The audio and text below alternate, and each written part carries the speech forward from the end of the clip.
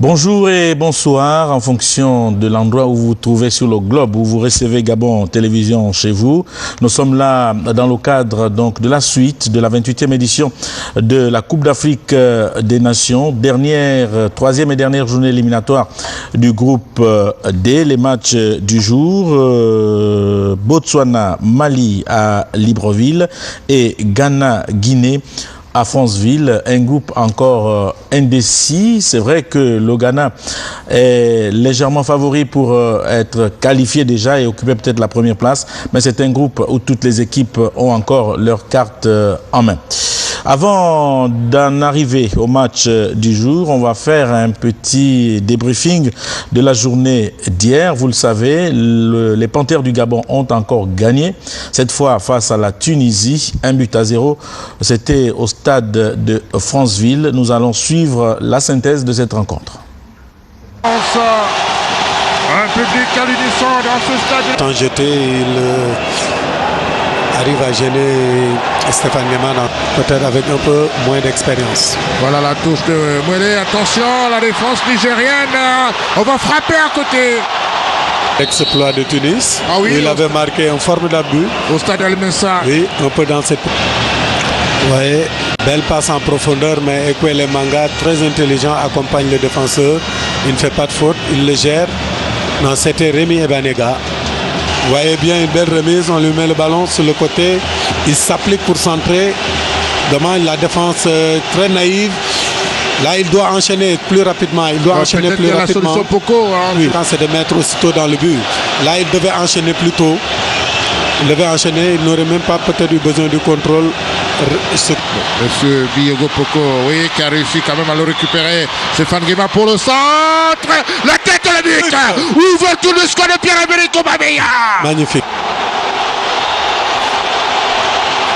Oh, quelle ambiance. C'est de la folie. Oui. C'est vraiment de la folie.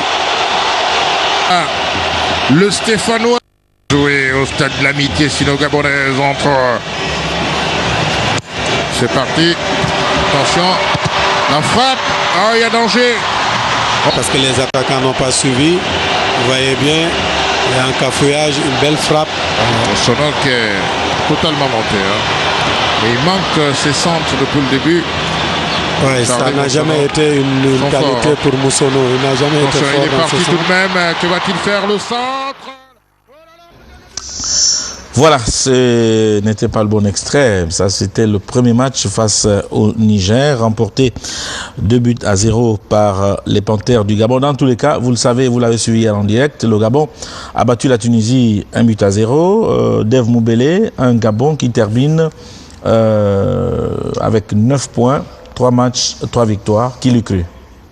Ben, les joueurs déjà même, ils avaient déjà en tête qu'il fallait faire un carton plein pour ce premier tour. Hein. Ils n'ont pas du tout douté. On se rappelle les déclarations de Daniel Cousin qui le disait encore à la presse que si vous doutez de moi, moi je ne peux pas douter de moi. Il le disait encore pour faire entendre aux gens que le Gabon était donc décidément entré dans cette compétition pour faire bonne figure.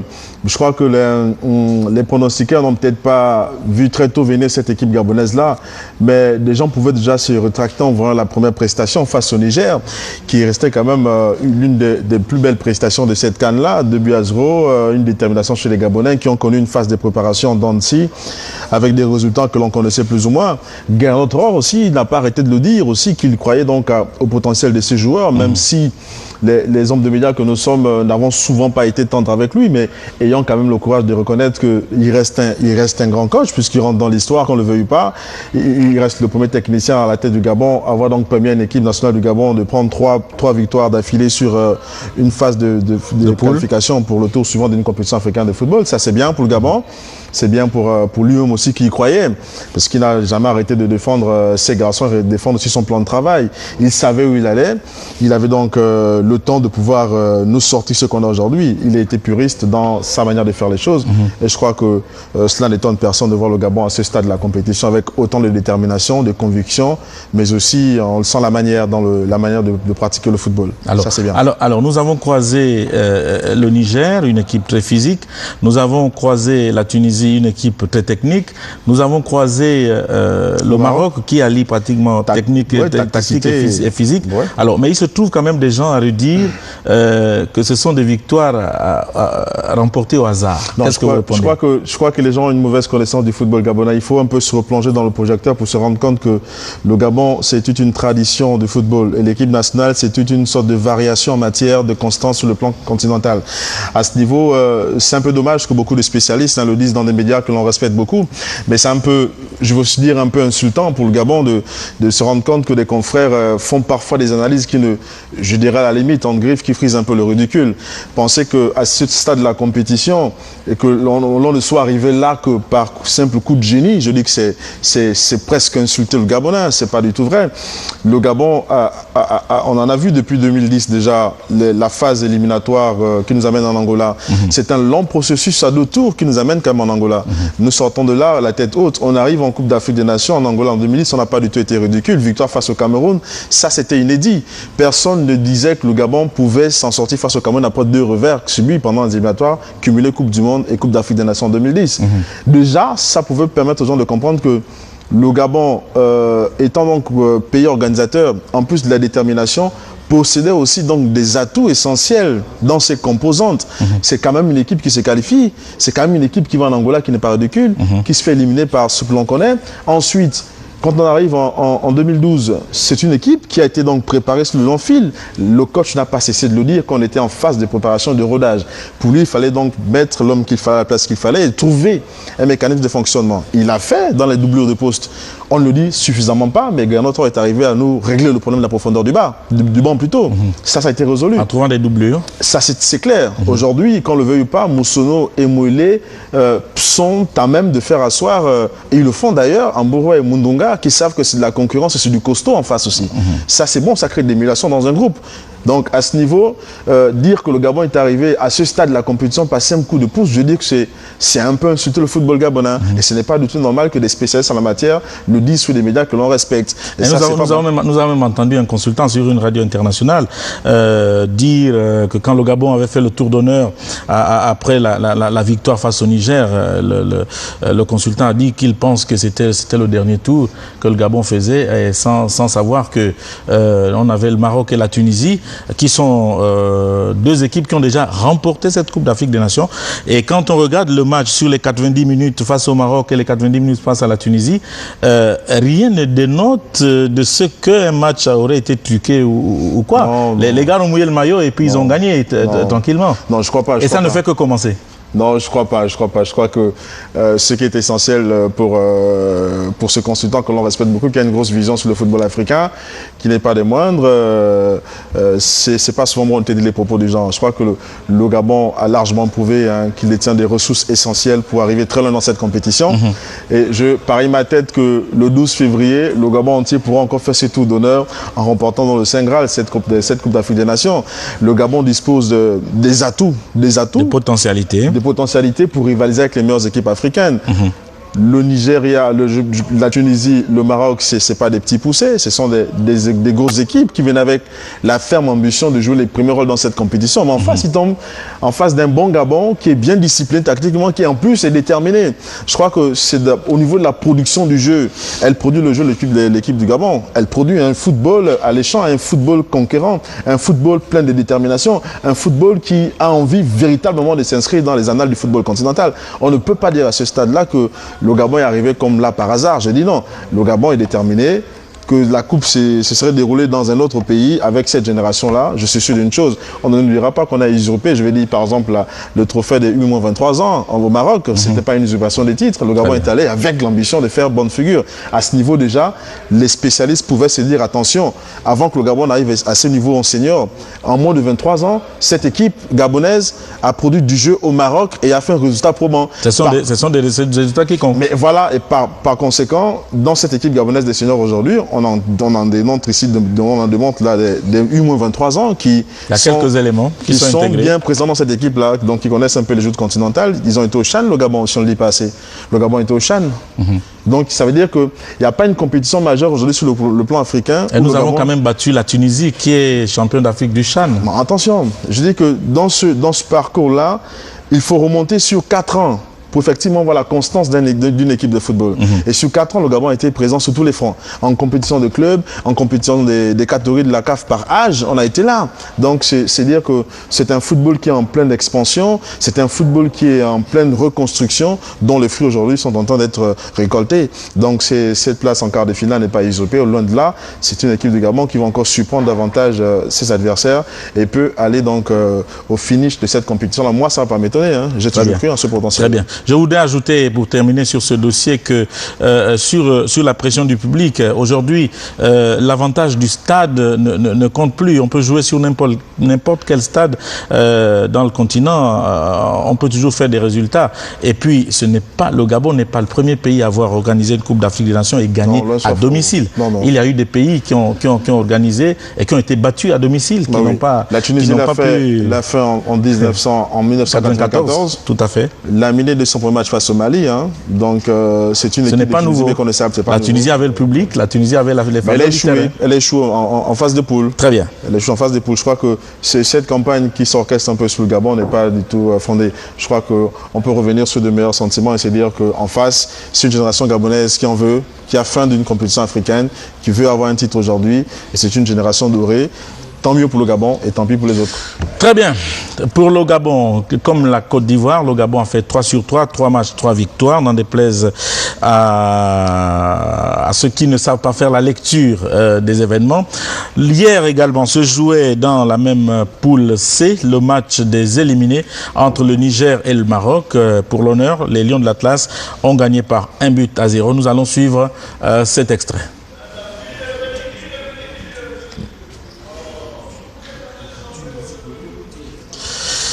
Voilà, l'extrait de ce match n'est pas prêt. On va continuer avec. On va faire un break sur les matchs du jour déjà. Sur les matchs du jour, nous avons donc Dev Moubele, le Botswana qui joue le Mali ici à Libreville, au stade de l'amitié sino-gabonaise, et en même temps se jouera à Franceville, Ghana, Guinée. Alors, quelles sont les chances des uns et des autres dans ce groupe pour accéder en quart de finale?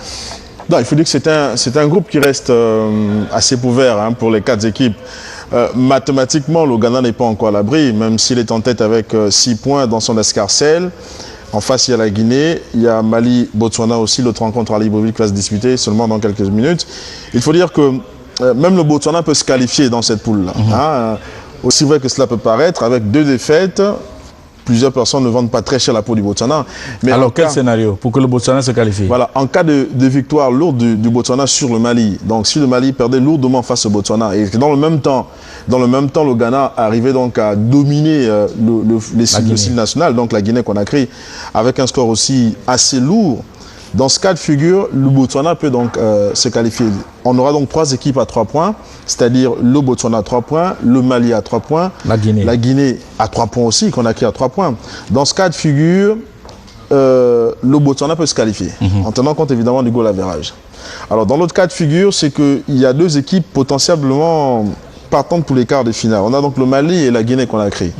Alors en cas de victoire ou de défaite du Mali face au Botswana et de victoire de la Guinée-Conakry sur le Ghana, dans ce cas de figure, la Guinée-Conakry a 6 points, le Ghana a 6 points et le Mali se retrouvera à 3 points. Étant battu, seul donc la Guinée-Conakry et le Ghana pourraient donc se retrouver en quart de finale. Alors, donc à l'issue de tous ces différents calculs, on se rend compte à l'évidence que c'est un groupe où tout est encore jouable, d'où la 3e journée est déterminante. Très bien, c'est pourquoi les matchs se jouent simultanément. Voilà pourquoi on se dit pour éviter les calculs. À ce niveau-là, c'est important de voir l'engagement des 22 acteurs sur les 2 heures de jeu. Ça va être la même combativité, la même détermination, en se disant on va jouer à fond sans y mettre des calculs, parce que c'est encore possible pour tout le monde. Et le Botswana, qui n'a pas usurpé sa qualification, premier pays d'ailleurs qualifié à cette CAN-là, en tour éliminatoire, c'est un football qui est en plein essor, c'est un football qui grandit certes, un football qui peut aussi surprendre, puisque nous sommes dans une CAN où il y a tellement de surprises. En quart de finale déjà, la présence du Soudan et de la Guinée équatoriale qui n'étaient pas déjà annoncés comme étant comme des favoris, mais qui sont quand même à ce stade de la compétition. Donc voir le Botswana, cela ne révèle pas de l'utopie que de penser que le Botswana puisse laminer le Mali et que le Ghana impose sa suprématie ouest-africaine sur la Guinée-Conakry, qui est quand même un football en doute. Ça se joue à 11 contre 11. Nous allons maintenant suivre, si la régie est prête, l'extrait du match Niger-Maroc, remporté par le Maroc 1-0 hier au stade de l'Amitié sino-gabonaise à Libreville. Et Dreadlocks. C'est le 13, Chikoto. Ah, c'était Chikoto, mais bravo Chikoto. Absolument, Chikoto. Lui joue en Afrique du Sud. Boussoufa toujours sur son corner, ballon repoussé par la défense. Oh là là, ça va revenir, hein. Soit une touche. On va dire qu'il a bien défendu. Ça joue très vite. Les Marocains qui essaient d'accélérer. Oh. Il n'est pas en position de jeu là. Et il non. a manqué le contrôle. Et l'ouverture voilà. du score. Et c'est une Esperanda. Oui. Le Maroc qui finalement trouve la faille sur un ballon anodin alors que les Nigériens estiment qu'il y avait une position hors jeu. Et l'arbitre malgache qui est obligé de sortir des cartons. Et c'est Dankoué qui prend son carton. La défense qui était mal remontée certainement. L'arbitre a jugé qu'il n'y avait pas de hors-jeu. La joie des Marocains, on va revoir l'action sous un autre angle, hein, parce qu'au départ de l'action, apparemment, il n'était pas hors-jeu. Et là, il y a un Nigérien qui traînait et ça n'a pas empêché justement Belanda d'inscrire ce premier but, bien servi par Chamar, altruiste sur cette action. Et voilà, 1-0. Il met vraiment tout ce qu'il a dans le corps, la force et la puissance, pour ne laisser aucune chance à Kasali Daouda. Toujours est-il que malgré les protestations des joueurs du MENA du Niger, le Maroc mène désormais après 77 minutes de jeu. 1-0. Ah, il a été long à venir ce but marocain, ça va peut-être complètement les relâcher à l'occasion des 10 minutes qui restent, les Marocains. Et pourquoi pas les Nigériens, peut-être les sentir vexés. Provoquer une réaction d'orgueil pour côté nigérien. Le Niger qui prenait là sa troisième défaite, Dave Moubele-Pendi, difficile apprentissage. Hein. Ouais, je crois que c'est la marque de toutes les équipes qui viennent à prendre au niveau. Hein. Le Gabon est passé par là. Le Gabon a connu aussi cette douche froide en Tunisie. On se rappelle en 1994 et puis 2 ans après revenu avec les meilleures intentions. 4-0 face à l'Égypte, 3-0 face au Nigeria. Je crois que ce sont les moments pareils où on vient évidemment pour gommer un peu certaines tares et se dire que lorsqu'on est dans le top 10, le top des 16 meilleures nations africaines de football, il y a dans ces 16 encore plus meilleurs que nous. Donc, meilleurs que nous, oui. Meilleurs avec beaucoup d'humilité. Ils sont donc venus apprendre le haut niveau et se dire que dans 2-3 ans ou dans deux éditions de la CAN ou dans 4 ans, ça sera une équipe assez solide, hein, qui n'a pas du tout été ridicule, qui a un peu inquiété. Hein. Face à la Tunisie, elle était bien costaud, bien en place, même si face au Gabon, ils n'ont peut-être pas joué les bonnes chances, mais c'est quand même un football en nette progression qui embête beaucoup les autres pays de la CEDEAO, il faut le dire. Hein. En compétition sur dans l'Afrique de l'Ouest, le Niger est un pays sur lequel on compte beaucoup. On a vu lors de la première édition du CHAN, c'est une équipe qui a beaucoup surpris aussi, mais cela n'est dû au fait que les résultats s'enchaînent au fur et à mesure que le travail se fait dans l'instance fêtière du football du Niger. Maintenant, si tout est à l'actif du Niger de travailler et de se dire que Gabon, Guinée équatoriale, ça a été une expérience enrichissante pour eux. Maintenant, il faut rebâtir la sérénité autour de l'équipe nationale et de conserver ce groupe-là qui n'a pas été ridicule pour entamer 2013 avec une meilleure visibilité. C'est quand même l'Égypte et l'Afrique du Sud qui sont passés à la trappe. Il est très difficile de jouer cette équipe-là à domicile. Et même le Gabon doit se méfier lors des éliminatoires voilà, donc du mondial et tout ce qui s'ensuit. On a le Niger encore une fois de plus. Il faut faire attention, c'est une équipe qui est difficilement manœuvrable chez à la domicile, qui peut faire plier les chines à tous les gros morceaux du football. Donc aux Gabonais, de faire très attention. C'est vrai qu'on reste sur une bonne lancée avec le Niger, mais pour les prochaines éditions, il faut déjà qu'on y pense aussi en se disant c'était un gros calibre à respecter, peu importe l'environnement. Ils ont appris, tant mieux. Ils n'ont pas appris, tant mieux aussi pour le football nigérien. Alors juste une question. Alors, au regard de ce que nous avons vu, du moins pendant ce tour éliminatoire, avant d'affronter les quarts, le Burkina est sorti, l'Angola est sorti, le Sénégal est sorti, le Maroc n'a pas pu franchir le premier tour. Est-ce que c'est un nouvel ordre qui est en train de s'établir pour le football africain? Ouais, moi je crois que depuis une bonne décennie déjà, il n'y a plus de véritables grandes équipes. il y a des équipes, certes, qui gardent toujours cette... moi, quand j'ai vu l'élimination de l'Égypte, c'était déjà les signes qui annonçaient un peu le rétablissement du nouvel ordre footballistique sur le plan continental. À ce niveau, les grandes équipes savent qu'aujourd'hui, il est difficile pour elles d'affronter les petites équipes supposées être petites à leurs yeux. C'est un peu le cas de Cameroun qu'il perd aujourd'hui. Je crois que ces grandes puissances du football africain qui ont peut-être eu du mal à faire ce qu'on appelle la transmission du témoin avec les générations montantes, à la fin, il y a une sorte d'usure qui s'installe. Le football égyptien, aujourd'hui, on paye les frais, quand même, il faut le reconnaître, avec cette bonne constance-là, quand même, à tous les niveaux, tant en club qu'en équipe nationale, qu'en catégorie inférieure aussi. C'est un football qui était très constant. Mais les puristes vous diront que le cycle de vie d'une équipe nationale, d'une génération, c'est 10 ans au haut niveau. Après 10 ans, qu'on ne le veuille pas, vous prenez les coups. Si, en 10 ans, il n'y a pas eu cette relève-là, mais vous allez vous rendre compte que cette génération aujourd'hui du Gabon, dont on parle beaucoup, met en place depuis combien d'années? C'est des gars qui sont là depuis 2003. Depuis nous avons connu une période de flottement, parce que justement la formation n'avait pas suivi. Ben voilà, aujourd'hui, tout ce qu'on voit aujourd'hui, c'est une équipe qui est là quasiment depuis près de 10 ans, qui arrive à maturité aujourd'hui. Ils sont là depuis 2003 pour la CAN Junior, pour les Moulungi, les Ngema et autres, Ovrono et consorts. Tout ce monde-là sort d'une génération bien précise. Aujourd'hui, elle arrive à maturité, c'est logique et normal qu'elle finira avec donc un titre continental pour couronner un peu le tout de ces efforts-là. Après, je disais qu'il faut connaître le football gabonais depuis donc une certaine période pour se rendre compte à l'évidence qu'on n'est pas du tout là par hasard. Ça a été donc un travail fourni à la base. Et je me dis, c'est pas étonnant qu'à cette édition de la CAN 2012, que l'on sente que le football africain soit réécrit d'une autre manière. Pour répondre à votre question, ça va se faire en 2012. Il va y avoir certainement des exploits extraordinaires pour encore donner la magie au football africain. Et la FIFA devrait donc revoir son classement mondial. Au classement de janvier 2012, il y aura beaucoup d'entrées et beaucoup de sorties en ce qui concerne les nations africaines. En tout cas, il ne reste plus que moins de 3 minutes avant d'aller au stade de Franceville, parce que c'est ce match que nous allons vous mettre en direct. Le deuxième, vous l'aurez en différé. Vous aurez donc Ghana-Guinée tout à l'heure, et cette fois c'est la bonne. Georges Alexis Bada et Régis Manon ont fait le déplacement de Franceville. Ils vont nous retransmettre en direct cette rencontre, et on va prendre rendez-vous pour la mi-temps. On va parler de ce coup de gueule de supporters des Panthères sur l'instrument le Mumbanda. On en parlera à la mi-temps. Ils trouvent qu'il est trop cher, ils trouvent qu'il faut qu'on le leur offre, ils trouvent... Bref, nous avons rencontré un patron des supporters qui parlera certainement au nom des autres. Ça, ce sera pour la mi-temps. Mais pour l'instant, Dave Moubele, on va passer peut-être à nos pronostics traditionnels. Ghana-Guinée. Le Ghana a 6 points, la Guinée a 3 points. Que peut-il se passer? Non, c'est un gros match, c'est un gros match. On peut peut-être pas s'hasarder d'ici déjà pronostiquer au niveau du score, mais c'est un gros match. Une belle affiche, digne d'ailleurs même des quarts de finale. Mais là, le match de poule, c'est tant mieux pour le spectacle, c'est tant mieux pour les yeux. Et je me dis que le Ghana doit beaucoup faire attention à la Guinée, qui a quand même soif de vouloir... faire tomber un géant de l'Afrique de l'Ouest aussi. Ce sont de grosses rivalités. La Guinée a quand même sorti le Nigeria qui n'est pas là pour cette compétition-là. Il ne faut pas qu'on l'oublie.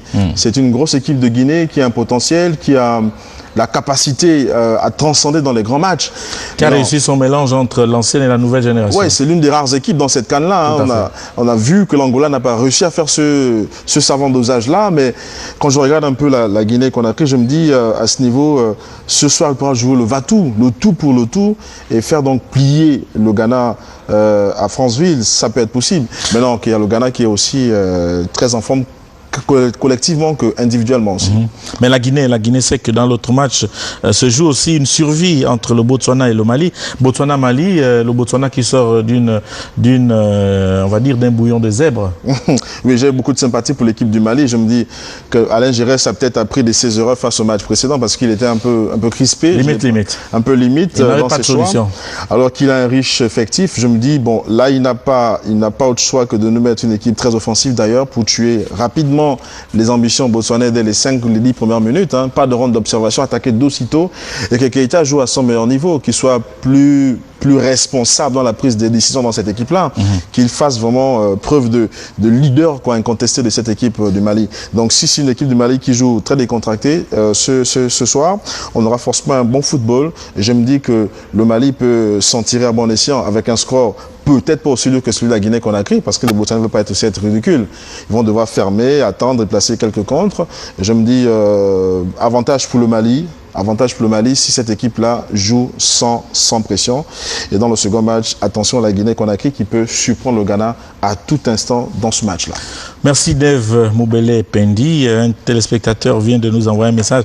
Monsieur, rassurez-vous, nous ne parlons pas avec passion de notre équipe de football. On voulait simplement remettre les choses en place parce que le président Ali Bongo, qui donne le bon exemple de là-haut, avait dit qu'il a besoin d'un Gabon performant et qui gagne. Et les Panthères sont inscrits dans ce sillage. Nous allons partir au stade de Franceville pour Gagui, Ghana-Guinée. Nous passons par la régie. Nous nous retrouvons à la mi-temps.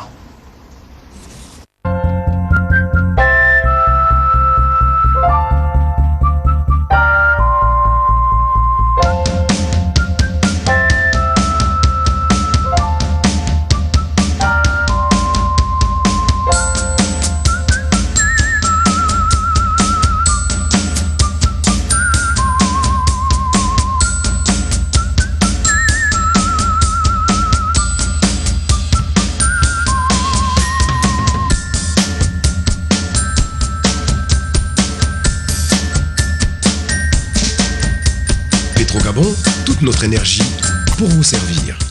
Ensemble, adoptons des comportements responsables. Zéro transmission, le préservatif c'est la meilleure défense. Zéro décès, la plus belle victoire c'est la vie. Zéro discrimination, l'esprit d'équipe c'est sur tous les terrains. Zéro transmission, zéro décès, zéro discrimination. 3-0 pour une CAN sans sida.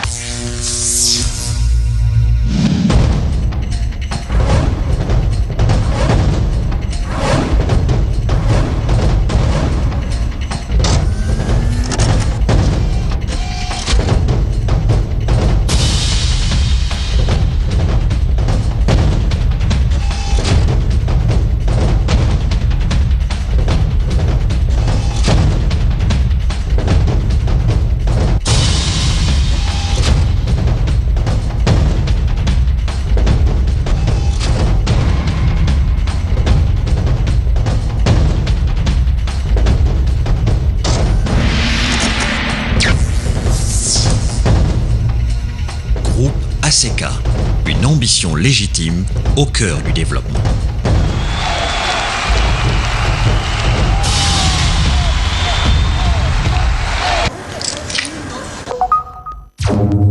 Left, right, right, left.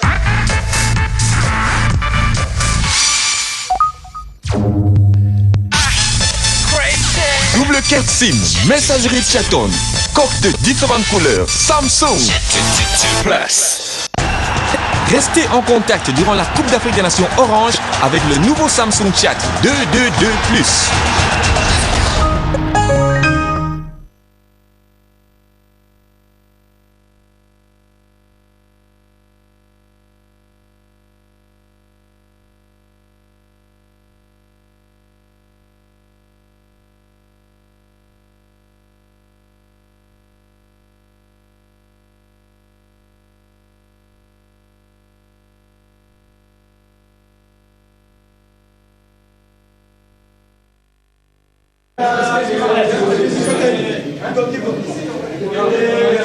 Voilà, mesdames et messieurs, amis sportifs, bonsoir et bienvenue dans cette magnifique arène pour cette explication très explosive, très ouverte du reste dans le groupe D entre les Black Stars du Ghana et le Sili National de Guinée pour une place qualificative pour les quarts de finale. Une victoire ou un nul suffit pour le bonheur du Ghana alors que les Guinéens ont besoin impérativement d'une victoire pour espérer passer les caps des quarts de finale. En attendant donc la confrontation Mali-Botswana, eh bien je suis accompagné de Régis Manon pour les explications techniques dans cette rencontre. Régis, bonsoir. Bonsoir. Voilà donc il y aura personnalité. Aujourd'hui, à Guinée, franchement, je suis fier de l'être et je pense que c'est le football guinéen aujourd'hui avec les petits jeunes là qui arrivent. Ils nous montrent l'exemple, quoi. Merci Aliou, merci beaucoup. En tout cas, merci beaucoup d'être venu sur la radio africaine. Michel, on a l'impression quand même quelque part que notre ami John Mensah n'est toujours pas présent dans l'axe central de cette équipe ghanéenne. Je crois que malgré sa suspension, parce que n'oubliez pas qu'il avait été suspendu lors du premier match en faisant une faute sur l'attaquant botswanais qui filait au but, il s'était fait mal, il a eu quelques problèmes musculaires qui fait qu'aujourd'hui, donc Pencil est toujours dans l'axe central.